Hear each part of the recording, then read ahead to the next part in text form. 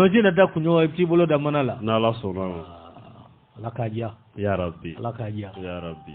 Kwate ka kuma. Bon kandi ma mi ka kwate ka kuma de foka. Ko fa ba to ni ifne be ko jigala na sa. Se ka kami mare kwate de. Kwate ma fo ya odona. Oh me kwate ya ko romuna o de o ro. Ai kwate ko muso be ma mi bolo ko be ko jigala na. Ko me ko atemi bolo ko be ko jigolo ko le. Adunde segi bolo folo. À partir du dimanche prochain. Voilà. Donc. Aïe. Abo jigalandaga babe siga an fe san kalo tan. On est très grand n'intégré. Mais jigala. Aïe. Jibe fena be. Jibe. Ah. Jisi kitabe. Ay dobe. Yallo ma demande ko jigalan sigi ate sigi. An wani fe san kalo tan fila jigalandaga bare. Abana ibe ko jigalanta. Seg sigi kamme jila sigi cogo ba. Seg sigi cogo fo. Sigi bagabala. Sigi bagabala. Seg ibe ko jila ibe ko abana. Ira ga falanta ka ta. Ira ga falanta ka ta jigala ka sigi ngata sigi nyaga. Non, c'est pas recommandé. Mais jigalanta. Hein? Jigalanta. Ene sebalta. Jangne de ça. Ah bon, différence mais jigala ko dala. Voilà. Oh, il n'a don. Collier. Oh, il n'a donné. À partir du dimanche prochain. Attends, 10 sigrayi. Il est 10 à dire quoi avec colis. Avec des colis. Avec colis. C'est qui va faire qui meni reka. À partir du dimanche prochain. Qui meni reka. Il m'a dit Emma nous avons gagné ma jossa. Abba sigrale. Kirisi be awada. Allah. Iwa ko ngomira na modi. Dani Musa Chris grade. Salama. Ka nyama jo. No Musa gile ko jegeji bone jo. Nyama jo le. Musa Chris gile mbari. Churuki chere. Akume pamba ere mari iwa ko commande ba. Yuri. Ala tarabe munge. Ya ko commande bala. Wale me di ba fula. C'est baski. Aya mariage en 3 saisons ko fe Musa kere ba ko. Abaski grade. Ni ko Musa dore tom ni jeri. Awo. Mais da nyama jora. Non. Ama awofu. Tabarakallah. Non, oh, abe barala. Oh. Ma fo ko. Musa ka fini me passé. Wa nogolin te si ambli. O bana peu. Avec plusieurs de la fini. Quand il finit nogolin c'est la quoi va le faire. Ah ouais. Aïe, Allah kamate. Wa te ma nyana blé. Aïe, dongolo kamale ni nyeblé ne. Ah, mais si ta be bana. Anyama joradi. Allah ko so deo. Anyama joradi ka baski.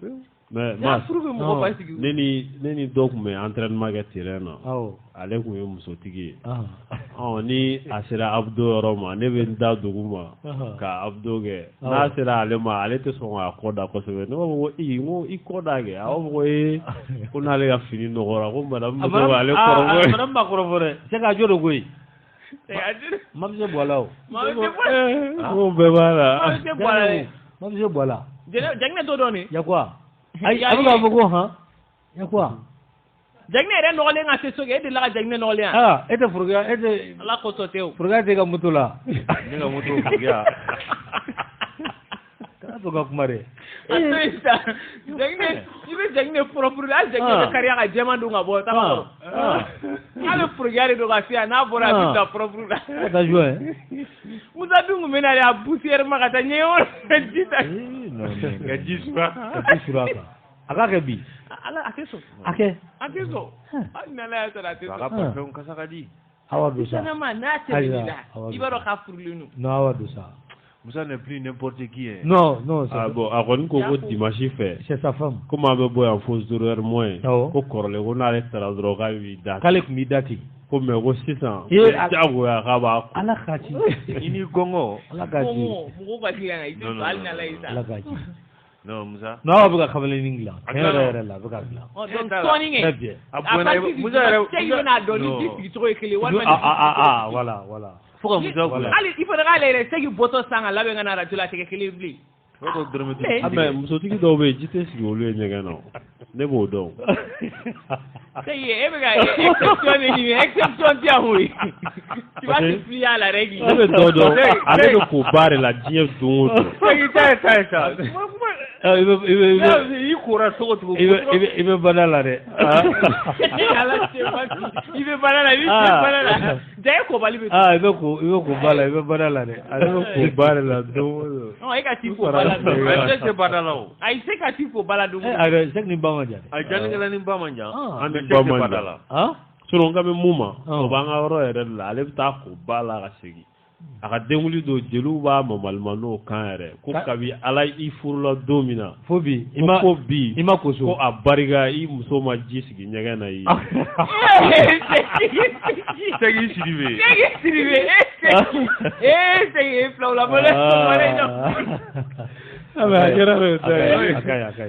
mɔgɔ kan k'i sen da i ka karamɔgɔ sen na nɔ la segi ta i ma nɔ la kojugu i sen da i ka karamɔgɔ sen na jamina jara ayi parce que ne tɛ nin masala sugu ninnu bɔla yan jamina b'a ni ne cɛ o i sen da i ka karamɔgɔ sen na nɔ la ayi a ka segi sen da jamina sen na nɔ la i ka karamɔgɔ kɔni Mati, jangan pernah ni babu nunu pere. Akhirnya tu. Nanti masalah tu babu orang nanti. Nanti kau mana bawa udah foto ini dah.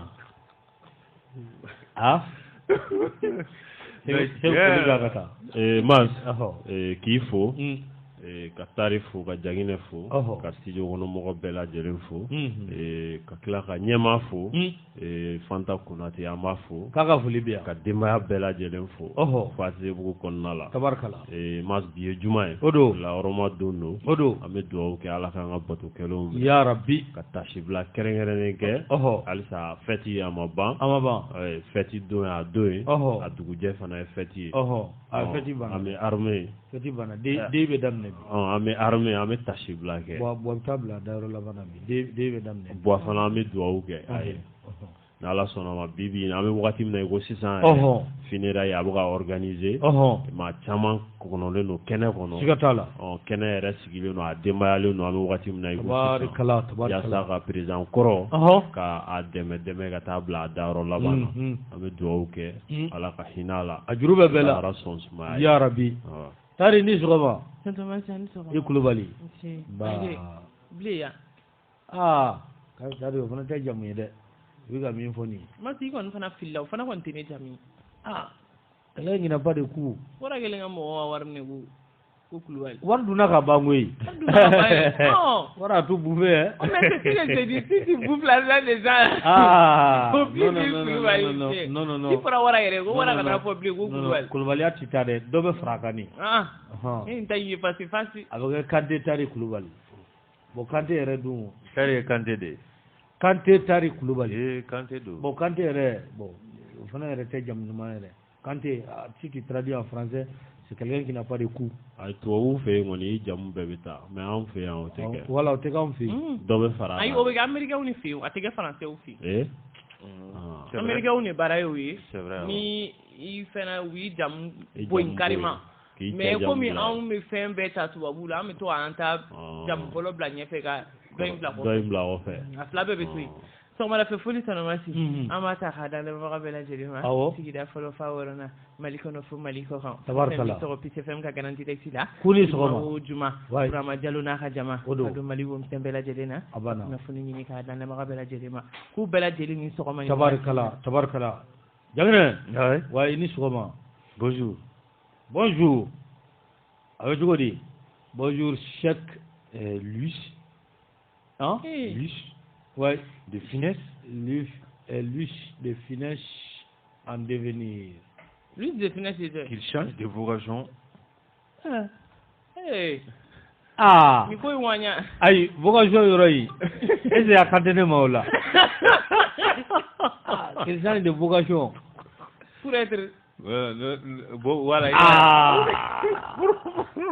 non b'an bɛɛ t'an ta in il change de vocation k'i sen da jaginɛ a fɔra tan n ye colonel yɛrɛ colonel Apara yanni quoi colonel Apara sa officier supérieur a kɛra baara ye yanni a kɛra baara ye c'est ça an kana ɲɔgɔn nɛgɛ je suis officier de classe exceptionnelle de circonstance yanni cɛ fi je suis d'accord Mena kamini ni ngati ma. Non, c'est pris. Ay masiri global masiri kamini. Aïe, non. Wati bébé masiri a en plein vol. Masiri Mahamadou ne? Ne masiri tora masiko masiri avion de. Non, mais Mahamadou ne? Na tora masiko hein, avion de wuli. Voilà, masiri ni balan ne ba fozano. Ah, Lajme. Musa Kante. Avec ne bila tukundengo. Au tala bien oui. Aïcha, donc il m'a donné puis. Mais oui. Non. Ils sont dans les mêmes vols. Non. Voilà. Donc ils volent ensemble. C'est les oiseaux de même plumage qui volent ensemble. Radai. Oh là. Quoi que vous voulez. Non, c'est que quand on voit ça. Voilà, qu'est-ce que fallait quoi. Moi c'est qui c'est moi c'est là qui garde. Il y a vocation fallait. Quand fallait notre avis. Non, voilà, non, pas toi. Lui de Finesse. Voilà. Lui de Finesse est un comédien célèbre français. Ah voilà. Foli gagata. Kabefu. Mama sogole mana ma foli bo be. Ala ka juma yɛrɛ danu ma. Ya Rabbi. Ala ka jamana basigi. Jamana ɲɛmajɔ. Ka tiɲɛ yira an na ka labarali ko nɔgɔya. Ami. Maa minnu bɛ yen ni colonel lo bi sini n'u bɛ segin u cogo la u kun ka ɲi sɔrɔ ya yɛrɛ la.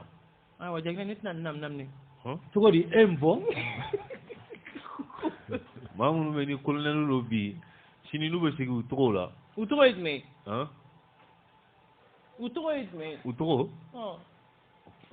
Fusani masqué. Fuseni Konate. Ko fo. Fuseni Konate dit faux. Faut masquer ça. C'est quoi? Vous allez le gâcher. C'est pas faux colonel appareil. C'est quel commentaire ça? Il y a femme vous êtes. Non, c'est pas un faux colonel. Mais tiens la tine Brahma Nere. Ça veut dire que il y a baraté. Il y a vocation de vocation fallait. À partir d'aujourd'hui, non, n'est pas vocation que Moutide. Voilà, tu vas abandonner. C'est voilà, micro Kalati. Je suis de Kati. Ah, tu es de Kati, mais. Je suis de Kati. Ah, là, il y a micro Kalati, il y a Marfa Kalata. Nere la bi. Non, nere soni.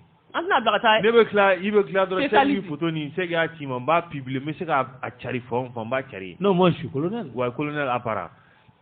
Ne de Apara bon colonel kɛ c'est quoi? En tant que général comme Benjamin. Ayi Apara cogo di? Apara bon fɛn kan. Apara wa?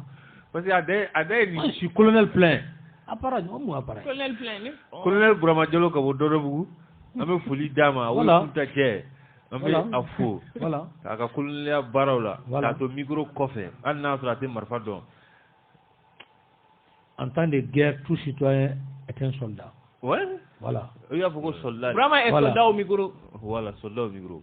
I ka foli kɛ sa. Ka bɛɛ fo. Ala ka tiɲɛ yira an na k'a labarali ko nɔgɔya an bɛɛ lajɛlen ma.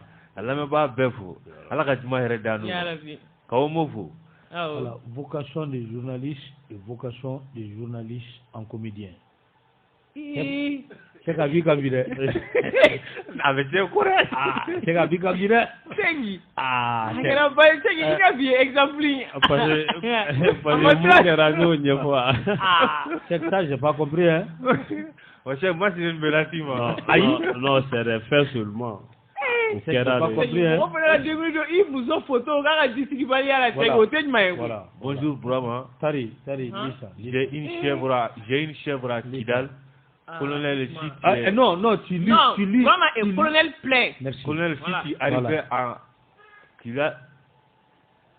Je vais avoir qu'on est baguenade. Je suis colonel.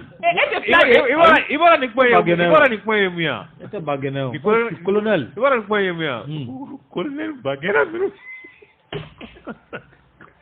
Yeah. Bien colonel baguenade. Parce que dès que moi si un colonel y a une go bière colonel baguenade. Et quoi tu dis qu'on va vous la baguenade d'accord colonel. Donc, moi, c'est quoi pour dire? J'en ai pris. Jagne était pris 2 fois aujourd'hui. Ni bébé sara. On est week-end de 2 pentas et 2 double 7. Afara kunga ka kaminde fla deni ma woni ka tane. Qu'est-ce ça sort? Na di obe bla wono la. Colonel Bagena. Ame foli ni tanu amadi somada ina. Awo. Ame dona CNT kono. Kado Cour suprême kono. Belebele chela belebele alu badra na kashe ko. Magistrat intégrité. Kani sogoma. Kanga sogoma la fe foli bay. Nanya lefo. Ame bagn mangefo. Bayba. Le chef de projet. Chef de projet. Voilà. Kamafu. Le chef de projet. Awo. Et réalisateur du projet. Voilà. Kani sogoma. Awo. Kanga sogoma la fe foli bay. Nanya lefo. Président ambe foli ni tanu amo lase ama. Alhaj Baramche. Awo. Kani Farouk distribution. Kani sogoma. Kani sogoma. Ka foli. Awo. Kadi Musama. Balde Brek. Sandare Musa. Balate Balajan. Morsibiti Musa. Kani sogoma. Ka Koulibaly Diko. Moulay Aman. Administration territoriale. Amafu. Kara sogoma la fe foli bay. Merci. Ka foli gadona banabula ya mes 4 petits bons amis. Pour avoir 4 petits bons. Voilà, mes 4 petits bons amis. Major. Voilà. Non, Adam Neninga. Ton pentadier. Voilà, mon pentadier. Ton touloutier. Toulutier, Pnetier. Et ton boantier. Voilà, ils sont 4. Masalam vraiment. Anga foli boubey. Bomba be trésor kono. Kani sroma. Ka Traoré. Mariam. Voilà. Voilà. Trésor kono. Kani sroma. Lu de be war ko rebela jelen kunay. Allah go drama klenta shi jangne ko ate sha. Aide ku ba labla don muy. Pas labla don ne. Voilà. Soldat, derrière le micro, il faut envoyer masse au nord. Kelagaro da noria. Surtout. Et puis à l'air surtout Kidal. Aïssa. Voilà, il veut donc abu gono Kelagaro da nori. Surtout Kidal. Awaka. Surtout. Soldat derrière le micro, il faut envoyer masse au nord. Kidal. Aïe, Kidal quoi il faut envoyer masse. Mais il y a rien à Kidal. Non, il y a rien à Kidal. Il y a rien à Kidal. Le 22 mai 2014, nous étions à Kidal. Colonel Bagena. On a livré. Après, pourquoi tu as enfant de me quoi? Le monde. C'est le monde dingue. Ah, masse. Il faut le nommer. Comment? Oui, mon c'est chef de bataillon au front. Bravo. Merci. La tenue bien. Merci. J'espère. Merci. Merci, compagnon de lutte. Moi, sera un chef de bataillon au front. Voilà. Merci. Merci, compagnon de lutte. Voilà.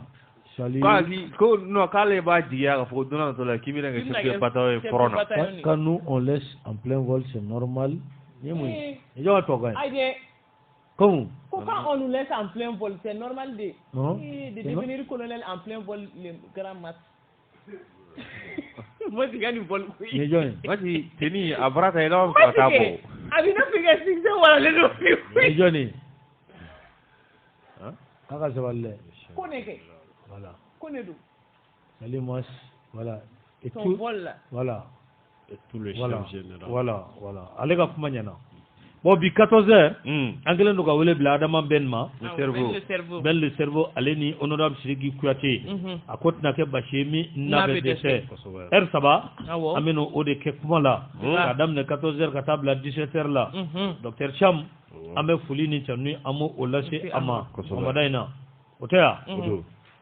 Obatoni amedoni kuna fuluye sabula kuna fuli ale de be mafa kasro imadore bla ida ma kuna fulle akawtani ma kuna sirile kosobe yede nanduna amita 20 janvier amita abuna kunka 20 janvier ale anga keletigila kaw uluka nyenaje kosobe abara u kurbon karli o kera kunu katikau ulufe ibaye kafo jamana fama ni oye colonel Ashimi odo ay discours ke folo ka keni 20 janvier re ashuwe akera aga discours kono la buya mashiki o kera nga ulo mashiri tabawma ulo mashiri tabamunu ni u y'u nindi an ka jamana walasa a bɛ se ka bɔ minnu joginnen don ka dugawu don k'o kɛ olu ye minnu fana bɛ yen k'a fɔ k'olu ye banbaatɔ kow ye ka dugawu don k'a kɛ olu ye k'a fɔ ko jamana na hakili t'u la sa fo ka taa se waati min ma kunun katikaw fɛ yen a bɛ fɔ fɛn min ma ko prise d'arme o kɛra prise d'arme n'i tɛ kɛlɛcɛ i t'o dɔn prise d'arme n'i ma tile fila kɛ kati i t'o o dɔn prise d'arme ni kɛlɛcɛ t'i ka so i t'o o dɔn a kɛra di sɛ i b'a ɲɛfɔ segi ayi ok a bɛ ɲɛna i bɛ ka se ka don kuma la o prise d'arme o baaraw kɛra kunun katikaw fɛ yen a kɛra place d'arme na bon prise d'arme bɛ yen place d'arme bɛ yen place d'arme o kɔni o bɛ sɔrɔ yɔrɔ ye o yɔrɔ ye voilà o ye yɔrɔ dédié an ka kɛlɛcɛ minnu ni u tora kɛlɛ la voilà o ye yɔrɔ kɛrɛnkɛrɛnnen ka a dédié olu la tasibila o kɛra jamana ɲɛmaa fɛ ani gouvernement o ɲɛmaa ani gouvernement yɛrɛ maa bɛɛ lajɛlen o baaraw kɛra kunun o kɛlen i b'a ye k'a fɔ laadalako la ni o kɛra an ka jamana ɲɛmaa a bɛ don surasi mobili kɔnɔ a bɛ fɔ fɛn min ma ko revue de troupe a b'o kɛ revue de troupe i b'o dɔn c'est k'ale ka taa luwanse ta kati ni maraji kɛra walasa k'a dɔn surasiya ko ka ca koyi SLJ fana bɛ o fana bon ça c'est pour les réservistes awɔ mais jumɛn ko ko bɛɛ kan k'o kɛ e bɛ colonel réserviste e b'olu de fɛ tu me mets en pleine activité bi jɔ ko réserviste non tu me suis de près c'est pas bon ça c'est pas bon de très près non i b'a ye k'a fɔ n'a ma ɲɛ k'a fɔ ko bɛ o cogo la revue de troupe kɔrɔlen jamana ɲɛmaa a bɛ yɛlɛ mobili kɔnɔ k'i jɔ chef d'état-major kɛrɛfɛ u bɛ revue de troupe kɛ mobili a bɛ boli dɔɔni fɛn min ye gardez-vous a b'o o bila a bolo bɛ to a tama na a bɛ surasiw a bɛ olu fo mais kunun Asimi y'a ta k'a senna il a fait ça à pied il a marché à pied ouais c'est un militaire, c'est un jeune président. Ça c'est voilà. Synonyme il est dans les trentaines. Ça c'est synonyme de la vivacité. De la vivacité. Oui. De la vigueur. Oui. Aïe toi quand on fait ça. Vivacité, vigueur. Quelqu'un qui est dynamique, c'est pas du dynamisme ou c'est quoi là? Ali ka fɛn fɔ fɔlɔ to ka bɛ mɔgɔ bila sa n'i y'o fɔ an b'o ɲini ka na jumɛn ko taa ni ka sigi bɛ gɔnɛ ma ko ko kulu b'a nɔ la e ko fɔ tubabukan na tan ne le va et vient un comme du singe sinon la montagne reste à sa place mais c'est ça non c'est ça le va et vient comme du singe taga segi bɛ gɔnɛ ma sinon kulu b'a nɔ la tubabu kɛ t'o dɔn voilà. Non, le bas vient comme du singe, sinon. Voilà. Revue de troupe, a y'o kɛ a sen na k'an ka kɛlɛcɛw k'olu fo a kɛlen k'olu fo sa a sɔrɔla ka na i sigi a sigilen premier ministre o bɛ a kɛrɛfɛ fɛn min ye CNT ɲɛmaa ye Malik Diaw o fana bɛ a kɛrɛfɛ o fana b'a kɛrɛfɛ fɛn min y'an ka kɛlɛcɛw olu sɔrɔla ka tɛmɛ kelen tɛmɛli bannen kɔ sa an ka jamana ɲɛmaa a y'a jira k'a fɔ maa minnu bɛ yen k'a fɔ ko olu faw u furukɛw fo ka taa se u balima ma minnu tora kɛlɛda la nafolo kasabi dɔ taara ni ka di olu ma k'o sɛki k'o di ka tila ka logements sociaux 4000 banani k'o bila u ka bolo kan o de bɛna jɔ u ye ATT bugu k'o bila u ka bolo kan kan kɔnɔ a yɔrɔ sugandira ka ban yɛrɛ a birikiden fɔlɔ yɛrɛ dara tabarikala nin ko ka teli koyi u n'o ka kan merci ils sont rapides kuma filɛ de chèque min bɛ faraka o faraka mas no sɔrɔsiw ni o ka kan n'a ka kan dɛ a bɛ wagati bɔ an ye fɛn caman y'an ɲɛ la sɔgɔma an ye san 7 ɲɔgɔnna kɛ sɔgɔma résultat mun ma ye sur le plan militaire a tɛ tɛmɛ kalo 2 kalo 1 kan sɔgɔma an b'o o résultat de y'an ɲɛ la voilà kunun ye bayangaraka dɔ yɛrɛ lamɛn ale ko kabini attaque ba dɔ kɛra bayangara kosa in na o kɛlen ko ministre de la défense ko n'aw ye mun ye k'o de don nin kɔfɛ wa k'olu ye fɛn ye fana ni min yera ni mun yera ko de don k'a tɛ fɛn fɔ ko wa k'olu ye fɛn ye ni min yera o de don awɔ bayangarakaw ye fɛn ye bayangarakaw ye fɛn ye tari ye Maroc kɛrɛ ni min yera o de don o de don comment on dit ça en bon français mais tu as fait Maroc ni min yera o de don a b'a fɔ arabu la ya ça c'est le futur simple aïe ni min yera c'est le conditionnel non e ka traduit tan ay ni min yera tege tu verras parce que a bɛ se ka kɛ fɛn tɛ ye fɛnɛ o fɛn yera ka ban mais fɛn yera o bayangarakaw fɛn yera ko ni min yera o de don k'olu y'a ye o kɔfɛ bayangarakaw y'a ye olu y'a ye tabarikala yɔrɔ minnu na n'olu tun bɛ don depuis bula donna Bamako la mas ko bibi na olu ka denmisɛnninw bɛ kulonkɛ kɛ a kɛcogo la olu bɛ fɛn bɛɛ kɛ a kɛcogo la wa dugu caman bɛ yen minnu bɛ o waleya kelen bula de bɛ ka don Bamako la bɛ ko bi fan caman fɛ kɔni surasiw b'u se la koyi awɔ bibi in na kɔni an bɛ surasiw halisa Ala k'u dɛmɛ yarabi awɔ tari kuma tɛ nin ye ayi ma se 20 janvier sinon toi tu es de Kati sinon tu es de Kati ne b'a bɛɛ la voilà voilà armée de l'air armée de terre voilà ma bɛɛ la non e b'a bɛɛ la mais artillerie la c'est vrai mais balsan la ma bɛɛ la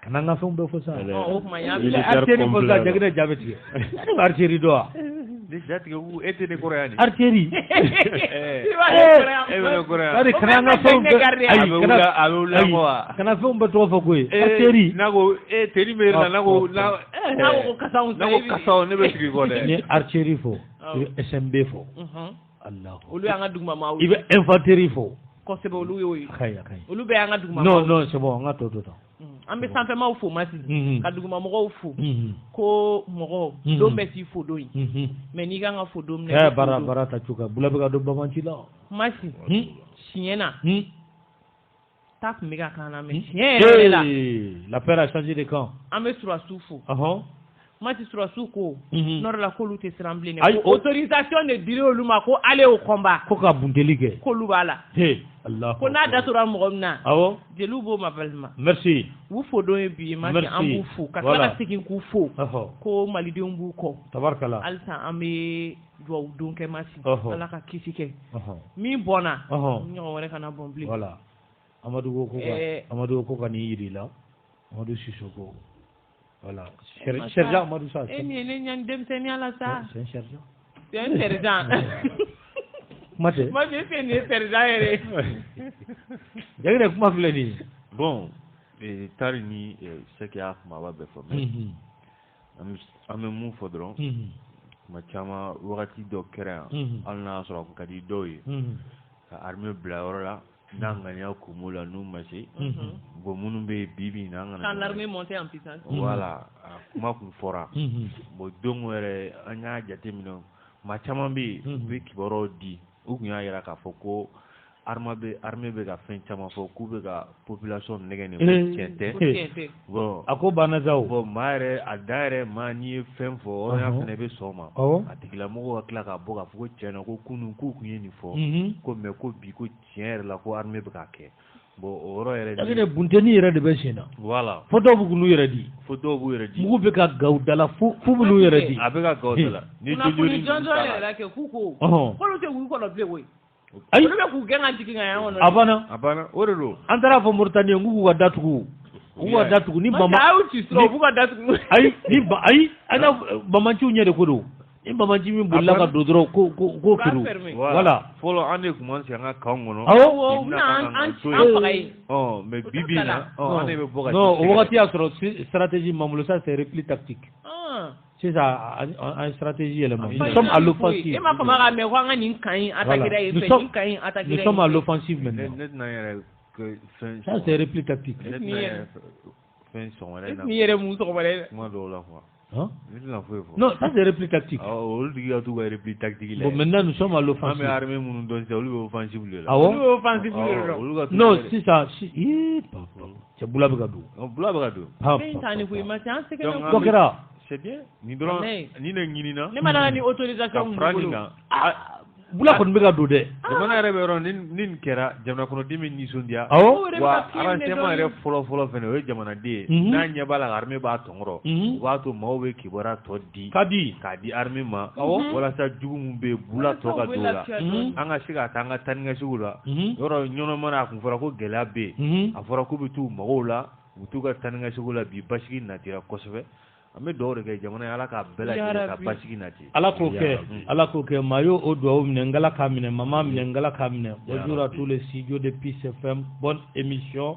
Mas est un colonel en puissance El Hadj Amidou Nankolo Jamtene voilà y'a cɛ fɛnɛ kulo b'an y'a cɛ bonjour mon type tu es un vrai colonel très habile en mode militaire. C'est très bien. Ça c'est très bien. Non, Masdo. Voilà. Bon, docteur Cham, voilà, à Klala quoi. Il promet si à Klala Baraoula. Le dentiste. Le dentiste. Un bon militaire. Voilà. C'est là Soumaré. Bonjour.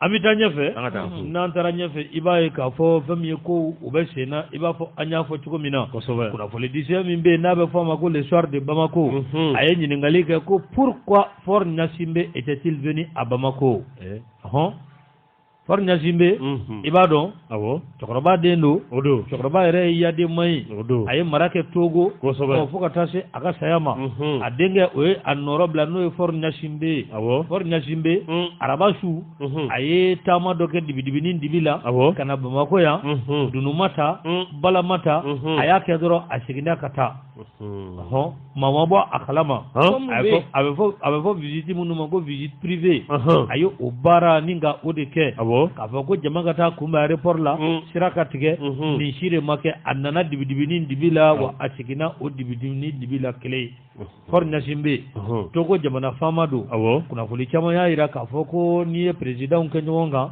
an ka jamana ɲɛmaa ani min ka di kosɛbɛ o ye ni belebele in de ye n'o ye Fort Gnassingbé ye kunnafoni disɛbɛ l'histoire de Bamako a ye ɲininkali kɛ ko nakun kun ye mun de ye Bamako ɲininkali tɔ min o gulonnen tora yen a ko hali n'i tɛ misiw min yɔrɔ la k'i b'a dɔn k'a fɔ ko jifilen tɛ yen Gambi maa min bɛ présidentya la bi a jamu Adama Barrow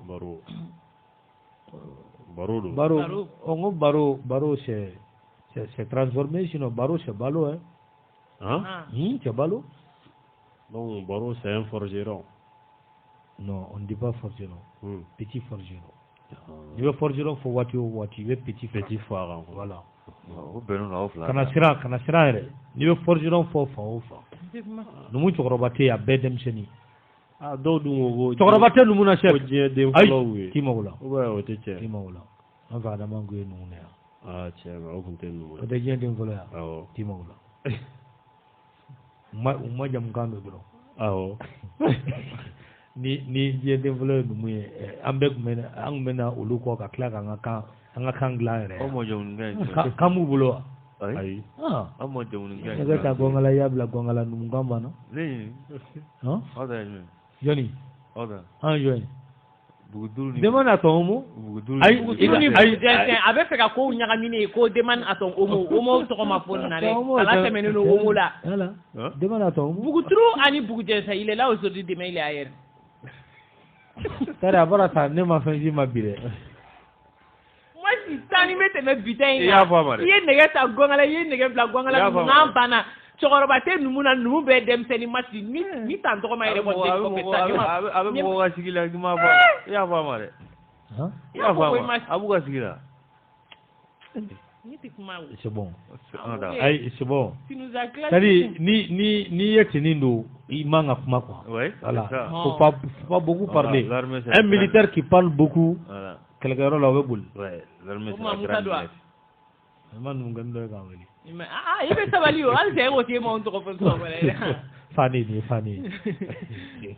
yɛrɛ kura en français Fani ne t'o dɔn ne tɛna baga n ka mɔgɔw ma sɔgɔmada in na For Nasibe, aye nalike anga jamana kon lala for ibaye kafo aye nali minge kuna fuli disibe kele no ka nyiningalike komu sabula gambika oluga jamana nyema ale tarako kura aka jamana deunfe kosobe aka manda koke flaye president sigi ok besena for Nasibe ayito oka sigili keneka ninga na anga jamana kono anale ko ani mabacha mai nyogonye kibaye kafo ko alnita mishu miro ka ibaye ka faji flente ko fami ko ni misi ka foko de kuye annali annakungu te dore wala sa kuma nyonya abisika oke anga jamana ani shedawo ani imwa uluni nyogote mejateria tabula alega suru anga jamana nyama ula kusube kana ke ukumada ye fami shedawo o maw nyokro oko annakungu abesunga ke uye gama ke chugo sa kuni ko ta ku laje ibaye ka for Nyasimbe ko ani mabachama nyogonye akani kleklen tamai okonolala ko muna tamai amaso aga dankene maya ko nimbe nyingali mini makanga oke iyerela kanga ke amaso tamai ko ninka dangene mayati tama sutarale ayage tama sutarale ko wako tamai kabe do femi kono sako de ka fo sideawo uye nyangilimi tani ganga jamana segere ko abe songa do o mina o kono lala ko kuna foli inka atoda fa kuna foli deja mimbe ni abe fama ko enepana kanabla agogo shini ko obe songa geleya sideawo jamana fama chamambolo shini goni shini sibiri kabe geleya sidiawo jamana fama chamambolo komu me kerengere ni ala mafla tara utogama alasan draman watara aleni maki ado ani maki ado ni maki ibudo ado ute Senegal president ayi ado c'est tebri ale Burkina ay c'est tebri Burkina ay Bago ado Senegal president ke bago ay Senegal president ki ga fogo aw ame weekend na mega nga pentadi nyini e jangne ta te boblini a jangne na pentadi di mo jangne pentadi jangne ne raw ça tu n'as pas raison jangne ga pentadi be comment on partage les mêmes sinon les mêmes noms de famille non partage les mêmes villages maternels c'est gars de Wasolo moi aussi je suis de Sengi Bengado. Ay ne de Bengado. I Bengay Sengi. Awo, ne ka Bengado sama. Malaka ni sababi. Ko wuli ka jɔ o de kelen no fan caman fɛ k'a fɔ ko ɲangini min tara k'an ka jamana sɛgɛrɛ a ma bɛn bi a ma bɛn sini n'a ma ɲɛ k'a fɔ ko CEDEAO jamana faamaw de ye a ta i b'a ye k'a fɔ ko CEDEAO peuple ko u ma jɛn n'a ye Sénégal tɔn belebele min bɛ yen ni a kɛra sababu ye ka dan siri Abdoulaye Wade ale ka fanga la n'a bɛ fɔ a ma ko mouvement Yanamar ko o kelen do ka Sénégalais wele Ousmane Sonko ale min ye maa ye bi ni a ka di Sénégalikaw ye kosɛbɛ ni politiki maa don ale fana bɛ ye a la dɔw yɛrɛ y'o nali fɔ k'o k'an kana Bamakɔ yan ka bɛn ni sini ye o bɛɛ fɔra a bɛ gɔnɛ Yanamar ko a maaw kelen do ka rendez-vous ka a di Sénégalika bɛɛ lajɛlen ma k'u ka bɔ u ka ci di ci ka di ko wa k'u ka ci di senfɛ k'u kelen do ka ko fila fɔ ko fila min ni u bɛ n'o kɛ kosɛbɛ o fɛn fila i b'a o fɔlɔfɔlɔ dɔn o de ye ka Français ka produits k'u boycotter filanan siraba o siraba de bɛ yen sa k'a fɔ ko o bɛ taa i yɛrɛ sɔrɔ Faransi jabala la ko k'o bɛ bloquer le blocus o kuma kelen o fɔlen do Sénégalikaw fɛ o kuma kelen o fɔlen do kɔnɔwarikaw olu fana fɛ ko n'a ma ɲɛ k'a fɔ ko Alassane ko kanu de ye ale sigi sabula ko kalata a kɛra ani Gbagbo cɛ kalata kun cɛlen Gbagbo ko k'a gagné Alassane fana ko a gagné Alassane komi Faransi b'o o kɔkɔrɔ walasa o bɛ se ka sigi cogo min na ko Faransi ko a taara kanu ci fɛn min ye Gbagbo a ka palais la ka Gbagbo ka a minɛ ni ka sɔrɔ ka a di Alassane ma Alassane ka fanga kɛ san kelen san fila mandat kelen mandat fila mandat sabanan a kun kan ka wuli k'a sera ka fɛn min ye u ka sariya suma ka se o tulolo min yɔrɔ min na dɔrɔn ka se ka na ten ko troisième mandat k'i cogo o troisième mandat na a ye i cogo la a b'o kɛnɛ de kan bi ivoirien caman bɛ olu bɛnnen tɛ o ma o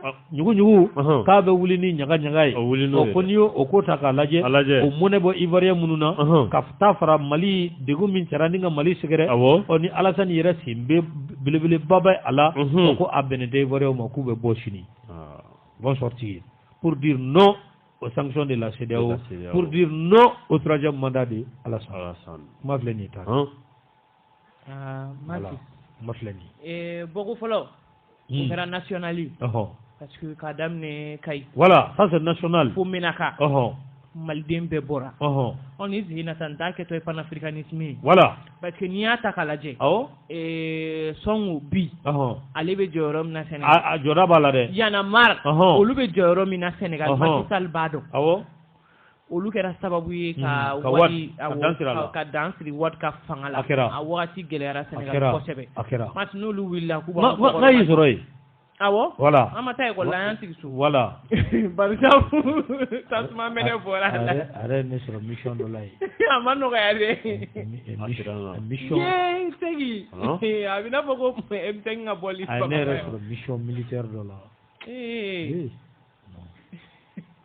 Masi. An kɔni bɛ min fɔ. CEDEAO ka nin ɲangini ka taga Mali sɛgɛrɛ a kɛra degunba ye wɔlɔfɔw kan. A kɛra dɛ. Parce que kɔsa in na an ye kunnafoni. I t'a kɛ Sénégalais ye. Awɔ. Komi wɔlɔfɔ dɔrɔn tɛ yen. Sénégalais quoi. Sénégalais awɔ. A kɛra degun y'u ma. Parce que an tɔɲɔgɔn dɔw ɲininkalikɛla dɔw ser'u ma. K'a lajɛ. Dɔw ko depuis ni sanction taara. Mati olu m'u dayirimɛ sɔrɔ port la. A tɛ sɔrɔ nka ye dɔw ka baara jɔ de. Ko u tɛ ka dayirimɛ sɔrɔ. U tɛ ka fosi sɔrɔ. Minnu bɛ conteneurs chargés. O yɛrɛ de ko don kile journée bara. K'a kɛlen don olu ma problème ye. A kɛlen don olu ma degun ye. Parce que olu dayirimɛ sirilen don a la. N'i y'a ta k'a lajɛ kunnafoniw taara n'a ye k'a fɔ ko Sénégal ka PIB, c'est-à-dire u ka budget national, le Mali représente 45%. Siga t'a la. Donc e ko ni ɲangini n bɛ sa o de ka jugu mais an bɛɛ bɛ sa. Nous allons tous mourir. Nous allons tous mourir. E kɔni b'a kɛ ne na. Je n'en disconviens pas. Donc n'a taara anw ka Maliw ta ka na. A kɛra. Ayi an tɛ kuma o. Mais Masi e y'i ka port agrandi. Port bɛ Côte d'Ivoire. Port bɛ. Ni Mali yɛrɛ tɛ maa mago bɛ Sénégal port la wa. Ni Mali yɛrɛ tɛ. Voilà n bɛ fɛ ka na yen de c'est que u y'u ka port agrandi. Awɔ. Ala ni Mali sababu. Awɔ. Parce que anw bɛ fɛn min ladon u kunna fɛn denni tɛ. Awɔ. Donc ni ale yɛrɛ wulila ka tila k'i bila a ko ɲɛma ale yɛrɛ ka position yɛrɛ ma ɲi fɔlɔ. Donc an tɛ kuma an b'ale ni Y'en a marre mɔgɔw to ɲɔgɔn na ye. Cɛ kelen tɛ k'a nɛgɛ ko troisième mandat k'a b'o sɔrɔ wa. Ala n k'an tɛ kuma sa an b'ale n'olu to ɲɔgɔn na ye. Makɔrɔ kelen don k'a nɛgɛ. Awɔ komi a sera ka Ado lasigi. A sera ka Ado lasigi. Donc ni sini bɔli n'a kunnayara walima n'a timiyara an bɛ n'a ye o. Sénégal peuple dun ka farin dɛ. Mati olu tɛ bɔ ko fila kɛ koyi. A banna. Ce qui est sûr. Voilà. Sanction in. A ye digi kɛ Mali la on n'en disconvient pas. Ni kuma diyara n na. Mais. Ni kuma diyara n na maa ko farafinna arabu daminɛra Sénégal. Ko in kɔni filɛ nin ye. Mati an bɛ sari ka jugu. A banna. Mais an bɛɛ bɛ sa. A banna. Ala k'an kunna diya. Kuma tɛ nin ye Jo. Bon. C'est bien. Sénégal kɔni c'est clair tari bɛ ka mun fɔ. Parce que n'i ye chiffre dɔw lajɛ u b'a fɔ. Mali bɛ mun na don Sénégal kun san 2020 c'est trop hein 474 milliards an y'o de ladon ni Union européenne jamana bɛɛ fara ɲɔgɔn kan Mali ka bɛ mun na don Sénégal wagane kɔnɔ ka taa ni Union européenne yɛrɛ bɛɛ tɛ kuma tɛ a CEDEAO barika banni ma tu vois bon Faransi kɔni tɛ o ta n'i y'o bɛɛ fara ɲɔgɔn kan ça fait 44 milliards aide au développement mun di Sénégal ma donc mais k'a fɔ ko mɔgɔ Y'en a marre mɔgɔw Macky Sall kɔni b'u puissance dɔn sabula ale sigili fanga la u nɔ b'a dɔn i connais Burkina bɛ o fana fɛ yen n bɛ ka dɔ fana ko COPA BF wa COPA BF awɔ o fana ni balai citoyen tɛ kelen ye ayi COPA BF olu kɔni bɛ ka cɛ yɛrɛ olu bɛ fɛ k'a ka fanga yɛrɛ de bila bon o ɲi Europe quoi awɔ mais Mali yɛrɛ fana ka Europe ye bɔli dabila o i ma a tɛ CEDEAO ka sommet la bilen Mali ɲangili min kɛra a tun bɛ yen a tun bɛ yen fort de tun tɛ yen fɔnkɔ kɛra la o de la f'a ye militaire seegin minɛ fɔnkɔ kɛra la o de la sinon fort de tun tɛ yen bon Burkina bɛ'o b'a la bon farafinna jamana caman don fo ka taa se Europe mais Europe Espagnekaw bɛ bɔ sini awɔ Europe jamana caman Fransikaw bɛ bɔ sini olu b'a la Belgiquekaw international plus de 22 pays olu de bɛna bɔ an yɛrɛ ta boulevard sanfɛla ye tari ye mun fɔ o de ye kuma tiɲɛ yɛrɛ yɛrɛ parce que Sénégal filɛ nin ne ma dara ni ale ni Mali dɔrɔn de jɛ ta ka pɔri ye ayi jɔn de bɛ se jamana o jamana bɛ kɔgɔji b'o bɛɛ la kɔgɔji b'o bɛɛ la olu bɛɛ bara anw de b'a la don olu ni Mali jɛ de don an ni olu an bɛ n'a fɔ kɔrɔnin dɔgɔw de walima an bɛɛ ye kelen sabula voilà an ka kɔgɔji de b'u ka jamana kan sa an bɛ mun kɛ kɔgɔji de b'u ka jamana kan an ka tari ye mun fɔ chargeur minnu bɛ yen parce que dɔwɛrɛ tɛ ni mun sɔrɔla bi sini nasɔngɔ c'est journalier voilà donc mɔgɔ mun jamana minnu bɛ ten ne taara fɔ k'e b'i ɲangi kan ko ka dɔ sɛgɛrɛ i b'i yɛrɛ ka jamanadenw di o la ni ye ado mankan mɛn k'u y'a ta Mali de kama ko pour que minnu b'an kunna ko mais k'olu dɛsɛbaga i dɛsɛbagatɔ ma ta i diɲɛ ko lama yɛrɛ de y'a ta a ka taa mɔgɔ la yɛrɛ ɲini a yɛrɛ ɲini tɔ de y'a ta mandat de la munna sanction CEDEAO m'ale sanction n'a yɛrɛ ɲini tɔ de y'a ta sa parce que kuma wɛrɛ t'u da ko n'u ye nin diya Mali la ko sɔrɔsi wɛrɛ bɛna a ladege troisième mandat munna o m'o diya Mali la a banna voilà donc Ala ka hakili ɲuman d'u ma ça t'es en train de prolonger c'est vrai fɛn ma f'o la foyi ma f'o la hali kalan ma kɔri a banna sɔrɔ ta fan fɛ kunnafoni disɛn min bɛ yen n'a bɛ f'a ma ko la sirène a ko le ministre du commerce pris au piège ya min dara ministre ɲɛ k'a binna la an ka ministre du commerce Ala kana u ye ja min d'a min Jacques e kɔni y'a mɛn sa o wala ja min dara ɲɛ k'a binna o la ka kɛ ni kunnafoni disɛn la sirène ale ka fɔ ye Abdramane Doucouré a ka nɔbila ye nin ye a ko an ka ministre du commerce mana min na wulikajɔ a kɛra CEDEAO fɛ ka ɲangini ye ni ka a bin an kan fɛn fɔlɔ min kɛra an ka jamana ɲɛmaaw fɛ o de ye k'a ɲini ka jamana kɔnɔdenw k'olu hakili k'o lasigi k'a yira k'a fɔ ko embargo ko a tɛna fɛn kɛ an na fɛn min ye sɔrɔ bosonbagaw ye k'u bɛɛ wele u ka sigi sigi kɛlen kɔ i b'a ye k'a fɔ u bɛɛ y'a yira ministre la ministre du commerce la k'a fɔ ko a ka taa a mago la ko fɛn min ye jagofɛn min b'an bolo k'a b'an bɔ bi a b'an bɔ sini ko wa ko fɛn tɛna fara a sɔngɔ kan bɛɛ lajɛlen ye layidu ko o ta a ye a siman feerela o maa minnu bɛ na ni sukaro ye o maa minnu bɛ na ni da dumuni ye o bɛɛ lajɛlen kɔni ye layidu ta ye k'a fɔ ko pigini ko a tɛna fara fɛnw sɔngɔ kan minisiri yɛrɛ a nisɔndiyara ka nisɔndiya bonya fo ka taa fɔ a to ten ka gouvernement bɛɛ nisɔndiya ka tila ka maliyɛn yɛrɛ fanba ka bɛɛ lajɛlen nisɔndiya toguna ale ka tila ka na a fara a kan k'a fɔ ko camion 500 a ye o bila fɛn min ye jagokɛlaw olu ka bolo kan balo u ka taa ta jamana fan 14 bɛɛ lajɛlen o frontière la ni ka na a dasi jamana kɔnɔ toguna kɔni ko a y'a ta bɔ a sira fɛ Seydou Nantumɛ ale ko don ko a ye min fɔ a y'a kɛ k'a kan ka fo a la fo don n'a nataw la jeliw olu na o tariku ni ko u bɔ a denw ani a mɔdenw ye n'a fara a jamu kan a y'o wulikajɔ ani o fasoden ɲumanya min kɛ jamana ye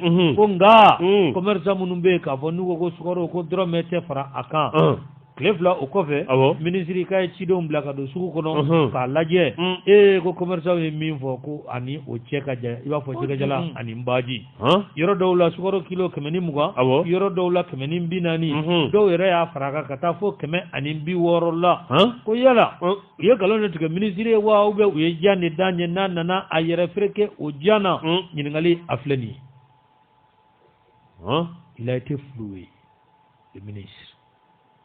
Ça, c'est abandon en plein vol. Par certains commerçants et opérateurs économiques.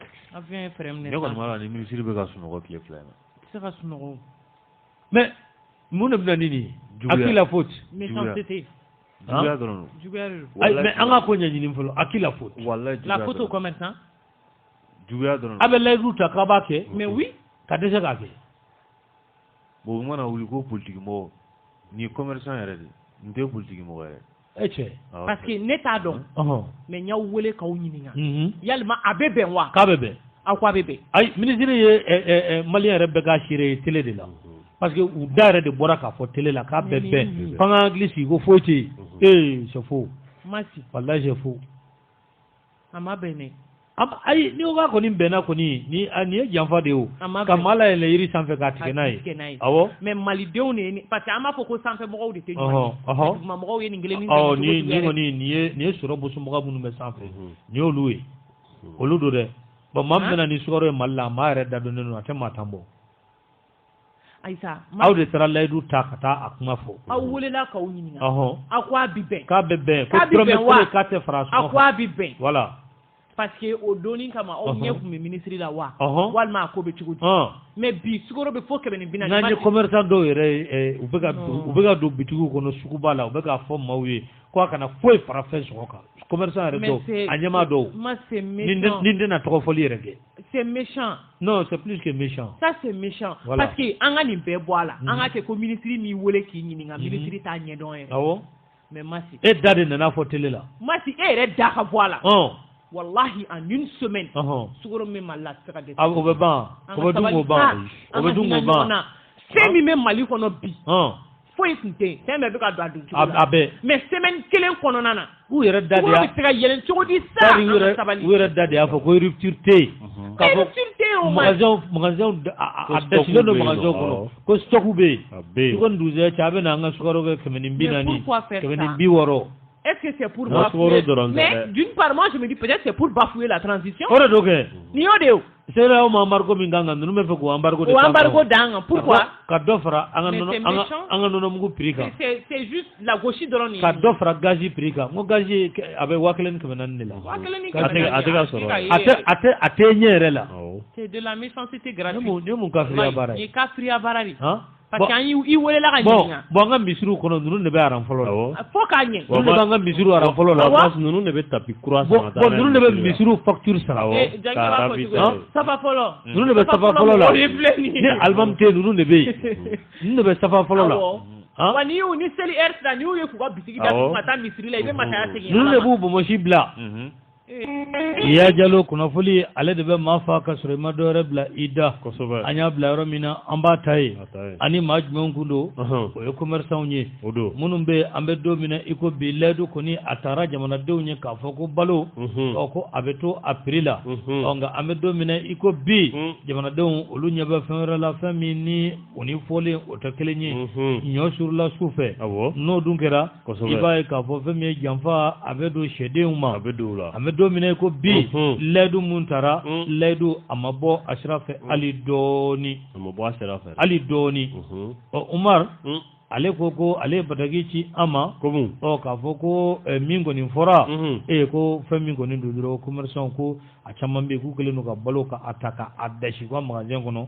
ni gɛlɛya nana k'a da sɔgɔ ni gɛlɛya nana u bɛ bɔ n'a ye Jagɛnɛ kuma tun tɛ e de bolo u b'a kɛ i b'a kalama surɔ dɔ ne wele ka kuma dɔ fɔ ne ye ko CEDEAO ka sanction ko commerçants yɛrɛ ka jugu n'o ye sabula ɲɛmaa mun fɔ yan kuma ye tan ye i b'a kalama ko ala ma taa sunkalo n'a sera u bɛ dɔ fara u b'a kɛ olu dun ko k'u bɛ ala ɲini de u bɛ ala ɲini na olu yɛrɛ de ka ala ko kuma ka bon ni tɔw ta ye u bɛ ala ko kuma ka bon dɛ c'est que mun fɔ olu de bɛ tapiw san olu de bɛ misiriw peinture k'a facture sara u b'a facture sara u b'a ji sara u b'a ɲɛgɛnw bɔ u b'a fɛn bɛɛ kɛ jaa wari ye aramu don awɔ mais u tɛ ɲinɛ mɔgɔw la de u tɛ ɲinɛ mɔgɔ la mais nin caman ye aramu de koyi dantɛmɛ de don ni aramu yɛrɛ de ye Jagɛnɛ e bɛ layidu ta maaw ye ko a bɛ kɛ nin na ka tila ka taa kɛ fɛn wɛrɛ ye k'i cun ni mɔgɔw ye o tɛ nin ya bon layidu yɛrɛ tan yɛrɛ mais ne kɔni bɛ mun fɔ minisiri ye pour que a ka bɔ nin na maa damadɔ bɛna nin sugu de dɛ ni jamana kɛra ta ko gɛlɛya b'a kɔnɔ u ka exonération u k'a wɔra u k'a di bɛɛ mɔgɔ tɛ nin sugu de a ka d'a bɛɛ ma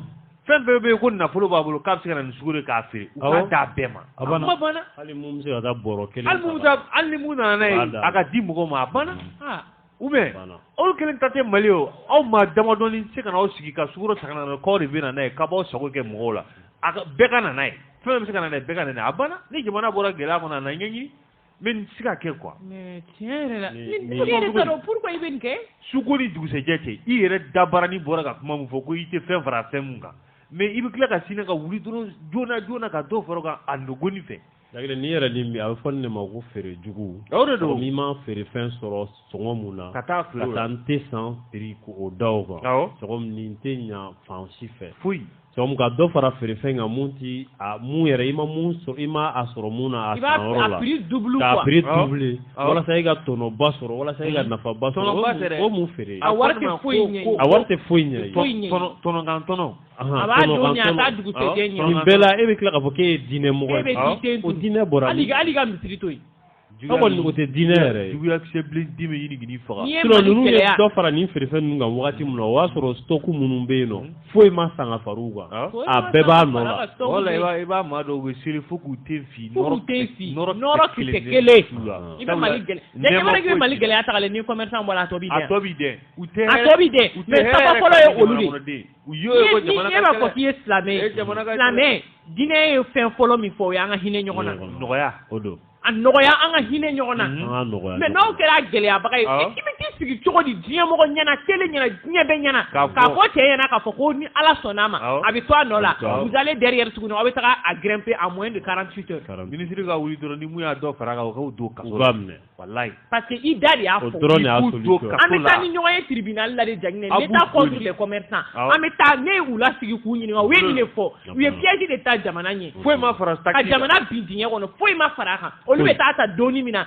exonération b'a nɔ la pour que a kana feere jamana kɔnɔdenw ma prix lafiya la o su ma ko o dugumajɛ embargo bɛ tuma min na est ce que ale ka sukaro nana o kuma de ya sukaro ma n'o kuma o bɛɛ bɛ magasin na fɛn bɛɛ bɛ magasin na et puis sur o la ne bɛ o yɔrɔ mun na an kɛlen ka nin kuma caya han u ye da sɔgɔ a da la u y'a fɔ mɔgɔw sukaro tɛ yen n ko ka prix fiyewu dɔ y'a dɔ ye ka prix wa Jaginɛ o b'o de kɛ bilenman a dɔw y'o de fɔ a bilenman ne bolo a jahanama kɔnɔ lɔgɔkuru belebeleba non mais commerçant u bɛ sabali wala minnu taara u sigi ka nin fɔ kɛ u bɛ sabali ça c'est deux ni an ka sukala bɛ min ni jamana ko k'ale bɛna fɛɛrɛ don ba dɔw la o bɛɛ fɔra u ni jamana ka ɲɔgɔn ye senfɛ o bɛɛ fɔra u ye n ɲɛ ka ɲin'a la joona u ka sukaro u k'a ta sukaro bɛ bɔ Mali la yan yɛrɛ sukaro bɛ bɔ yan parce que an bɛ ka fɛn dɔw kɛ i b'a fɔ o de ka dɔgɔ voilà a ma ca ni o y'a sɔrɔ min k'o de fɔ mais n'i y'a ta k'a lajɛ a bada Jaginɛ dɔw bɛ Mali sukaro de san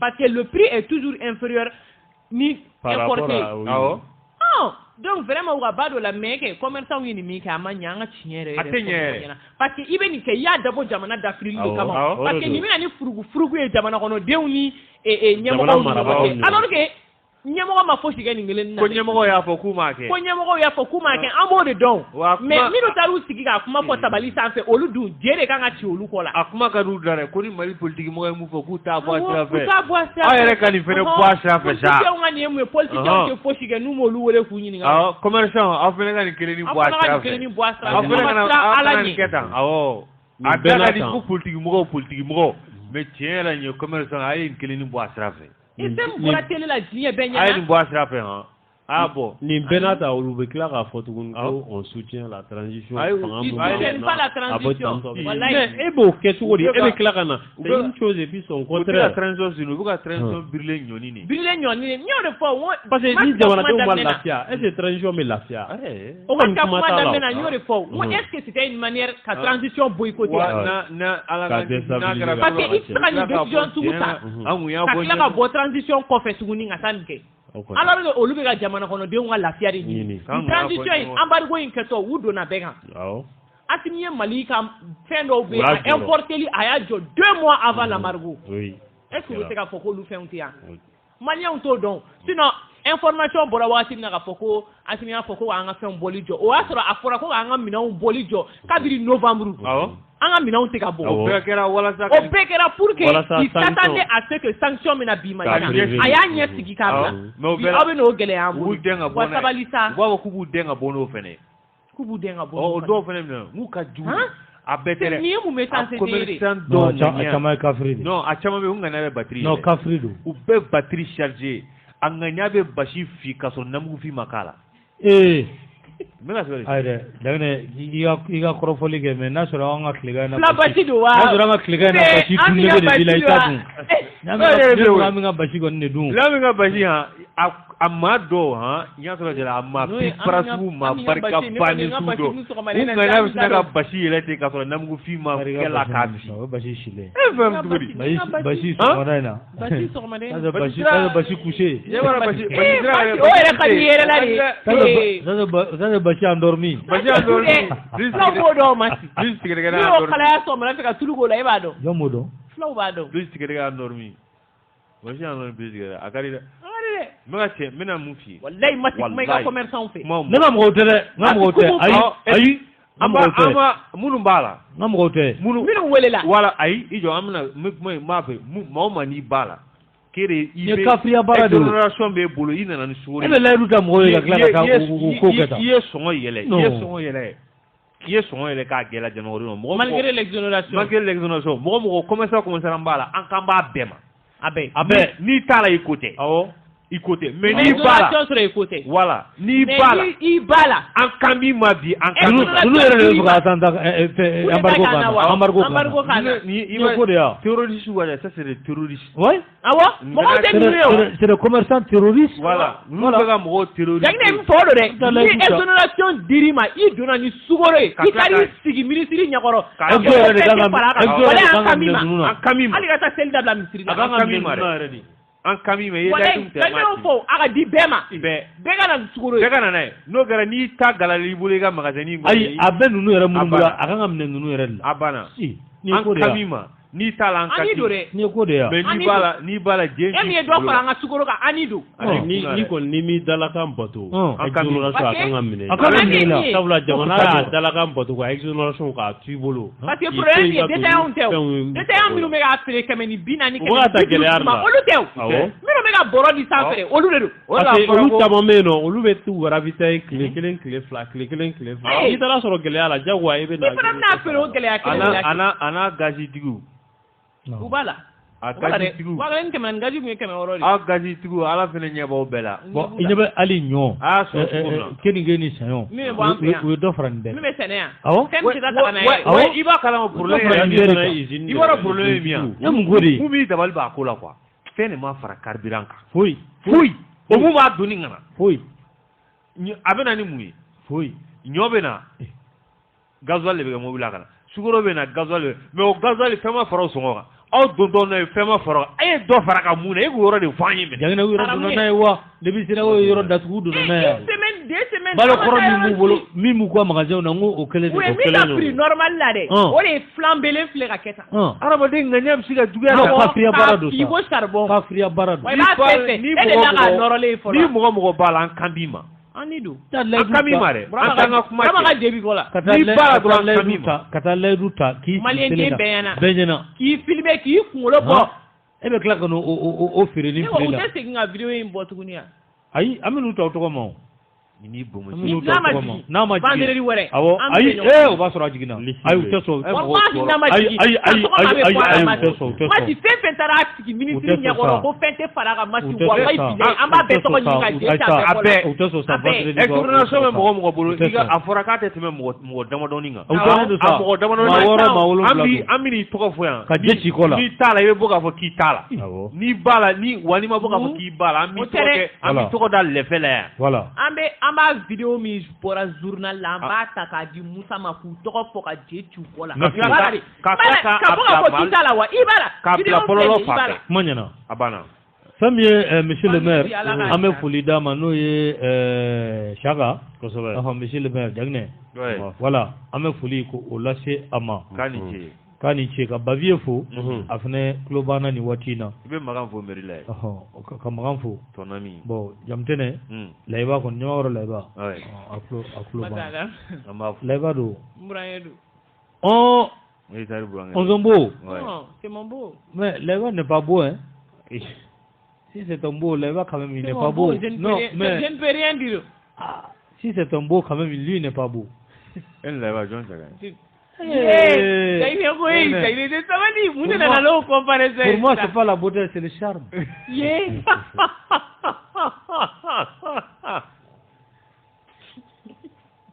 il est méchant avec ça aujourd'hui. Ça c'est quoi? Pour moi c'est le charme, c'est pas la beauté. Colonel Bogosité. Colonel Apparat.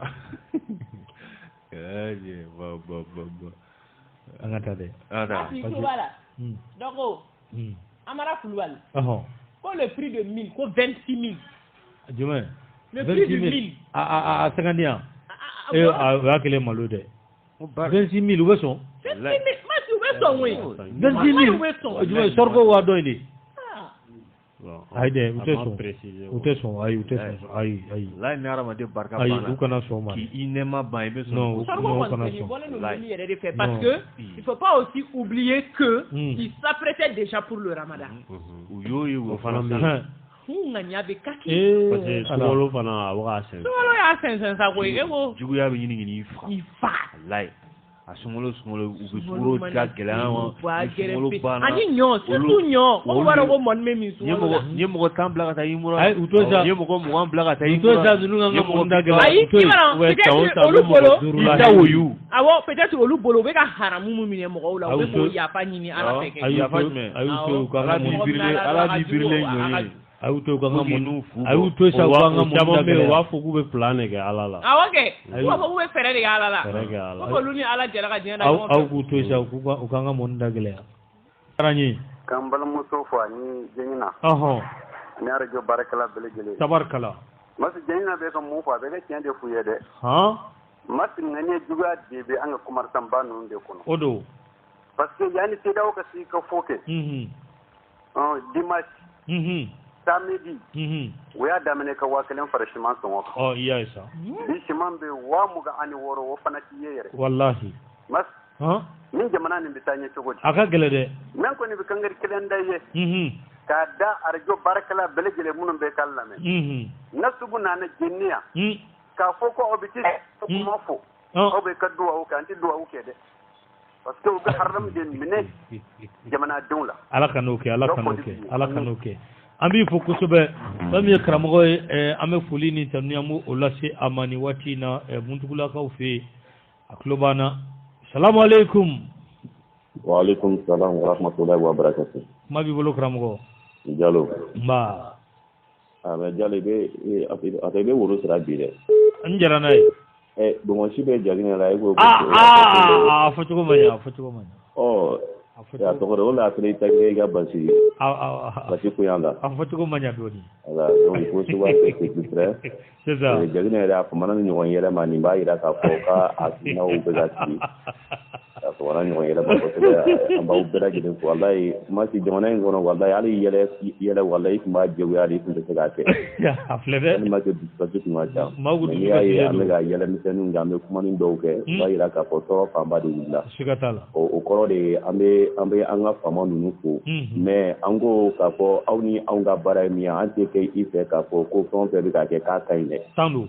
mun ma ɲi nɔ fo k'o fɔ tandu u kana baga commerçant misɛnninw ma u b'a a ko ju dɔn kosɛbɛ belebelew voilà belebelew olu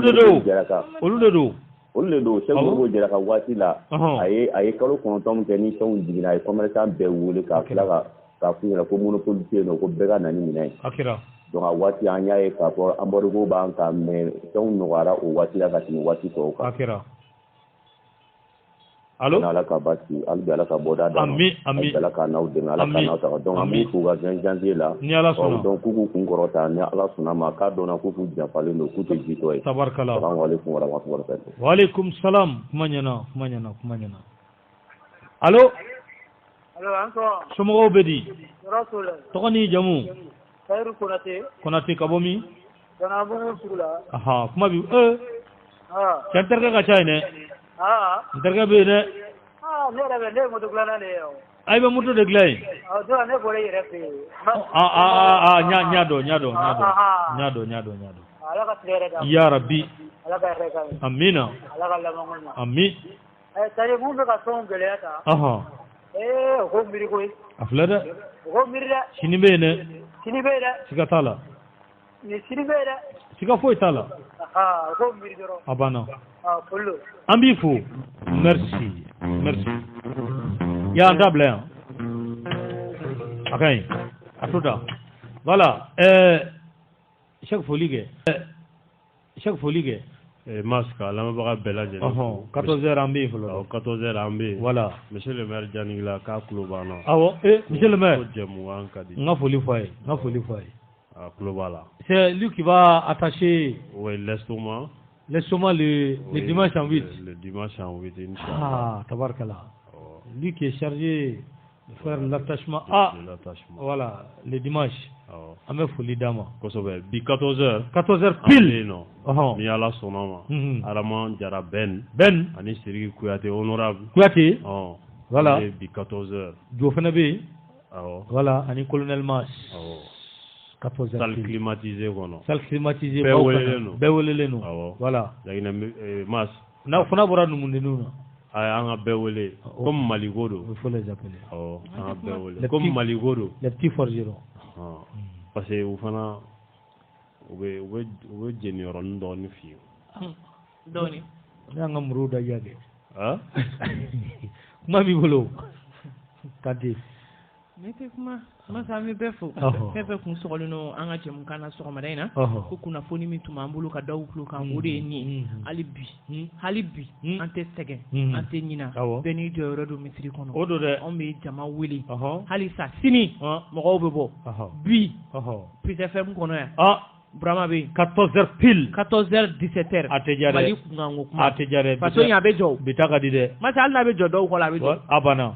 A bɛ jɔ dɛ. Je bɛ ci dɔw kɔ la. Je bɛ ci dɔw kɔ la pour que jamana in ka jɔ. Non kuma ɲɛna. An malidenw an bɛ halisa an bɛ. Je bɛ je tɔgɔ dɔn en français yan. Ça c'est la courge. La courge. Voilà. An bɛ courge ci mɔgɔ caman kɔ la. On va écraser la courge. Masi. Sur le dos de certains. An tɛ se ka bila CEDEAO contre la. Ayi. Ka tila ka bila ɲɔgɔn contre la. Parce que an yɛrɛ de ye CEDEAO ye. Voilà ka tila ka bila ɲɔgɔn contre la. A tɛ ɲɛ donc an bɛɛ ka jɛ ka kɛ kelen ye. Ka u kɔkɔrɔma don walasa jamana ka basigi nɔgɔya la. O don. Nana cɛ. A bɛ yan. An b'a fɔ. Cɛ a bɛ vesti la. A parlen don sɔgɔmada in na koyi. Fati Sagana. Vesti bleu. Yee. Cravate. Rouge. Cravate rouge. Cɛ. Non il est bien sapé. Tiɲɛna. Nana cɛ parler nous. Ka vesti rouge don ka cravate bilenman k'o k'a la. K'o k'a la. Chemise. Nin ye marron ye dɛ chemise. Chemise marron. Chemise ani lunette. Mais a kun kan ka lunette papier de bɔ a la. Vraiment a bɛɛ fo mɔgɔ ma sɔgɔlen b'an ka sɔgɔmada in na an bɛ foli di u bɛɛ lajɛlen ma ni Ala sɔnna ma dimanche wɛrɛ an na nin kɛnɛ kelen sigi u ye ni Ala sɔnna ma k'u bɛɛ fo k'a fɔ commerçants ye n'a y'a sɔrɔ an ye kuma min fɔ ni maa min b'a la Ala ka tubi nɔgɔya n'i t'a la i ni mun ka kan Ala k'o k'i n'i ka nafolo la ye. Awɔ. N'a y'i tɔɔrɔ a k'i tɔɔrɔ ka taa fɛ. Masi kanubaga jɔnjɔn dɔ bɛ yen a bɛ ka message ci n'o ye Madu Farota ye. Madu Farota. Awɔ ale ye bois commerçant ba ye. A y'an dɛmɛ. Ayi a to yen. A y'an soutenir dɛ. Ayi on ont fait la guerre o. Voilà il a fait la guerre. Voilà. A ko nin ye Masi parler bi yan. K'an ka jɛsi ko in dun. K'an b'a fo Masi. K'Ala ka dimanche jira n na. An b'a fo Masi. K'an bɛ jɛsi dɔn merci. Madu a ka ɲi. Ya voilà anw bɛ taa. Nka 14h an bɛ na. Awɔ. 14h an bɛ na. Voilà. Ya kana se salle kɔnɔ ni tenue t'i la dɛ.